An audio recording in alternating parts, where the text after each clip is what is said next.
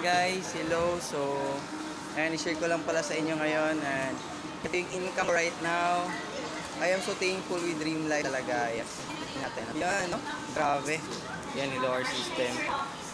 Diba? 13,000, diba? Ang lupit no, Dreamers, no?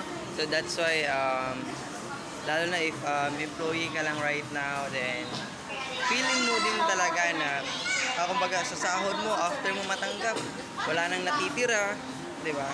So kumbaga dream sa lahat ng mga nakakakita ng video na to, open your mind for new opportunities and add additional source of income. Kasi yung pag-add mo ng additional source of income, hindi masama yan.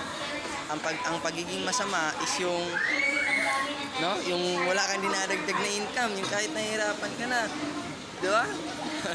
Tuloy ka pa din. Pag sinairan ka na opportunity, ayaw mo, di ba? So that's why Dreamers na kung sinairan ka na opportunity, open your mind and try new things.